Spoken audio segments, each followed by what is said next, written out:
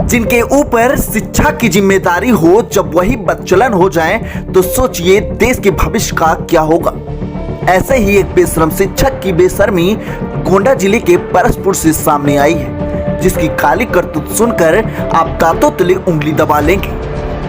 आपको पूरा मामला बताते हैं। दरअसल गोंडा जिले के परसपुर थाना क्षेत्र के एक परिषदीय विद्यालय में तैनात सुधाकर पांडे ने एक युवती को नौकरी का झांसा देकर उससे 26 लाख रुपए ऐंठ ली। शिक्षक ने युवती को एडेड विद्यालय में शिक्षिका के पद पर नौकरी दिलाने की बात कही थी। वर्तमान में सुधाकर पांडे गोपाल शंकर भवानी प्रसाद इंटर कॉलेज की प्रबंधक भी हैं। युवती का आरोप है कि हमें इसी स्कूल में बच्चों को पढ़ाने के लिए कहा गया था।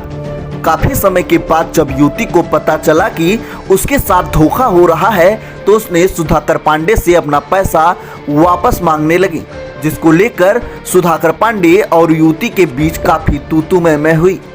जिसके बाद सुधाकर पांडे ने युवती को धमकाना और डराना शुरू कर दिया। आपको बताना चाहेंगे कि युवती गैर जनपद की रहने वाली है, जिसका फायदा सुधाकर पांडे ने बखूबी उठाया।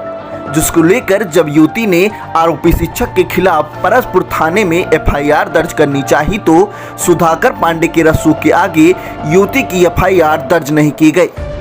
युवती के कथनानुसार शिक्षक ने बेशर्मी की सारी हदें तब पार कर दी जब उसने युवती को 15 अगस्त की तैयारी के लिए विद्यालय में बुलाया और पानी में कुछ नशीला पदार्थ पिलाकर उसके साथ दुष्कर्म किया। युवती ने जब दोबारा इसकी शिकायत थाने में करनी चाहिए तो दरोगा ने युवती की एक ना सुनी। वहीं सुधाकर पांडे द्वारा युवती को जान से मारने की धमकी भी दी जा रही है।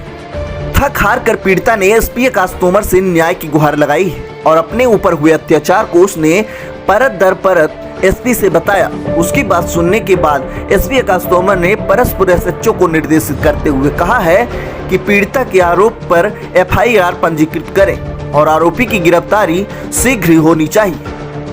एसपी के आदेश पर दरोगा ने 376 के तहत विभिन्न धाराओं में एफआईआर तो दर्ज कर ली गई, लेकिन अभी तक आरोपी की कोई गिरफ्तारी नहीं हुई।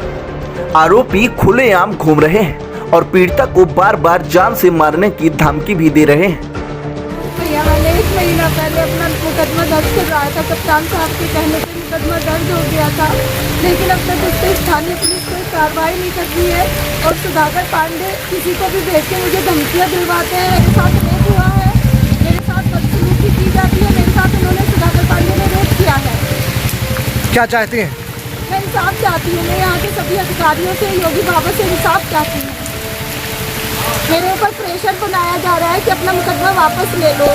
मेरे साथ बदतमीजी और छेड़छाड़ होती है। रास्ते में वो मेरी लोकेशन पेश करके मेरे ऊपर छेड़छाड़ करते हैं, बदतमीजी करते हैं, कहते हैं मुकदमा वापस ले लो। पीड़िता ने देवीपाटन मंडल के डीआईजी विनोद कुमार सिंह से न्याय की गुहार लगाई है। डीआईजी ने पीड़िता को भरोसा दिलाते हुए कहा है कि जल्द ही आरोपियों पर कार्रवाई की जाएगी।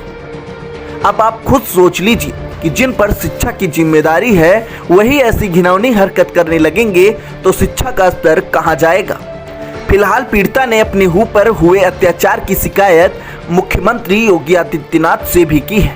अब देखना होगा कि आरोपी के रसूख के आगे पीड़िता को इंसाफ मिल पाता है या फिर इंसाफ के लिए ऐसे ही दर दर भटकती रहेगी। Bureau report, news 11 Uttar Pradesh.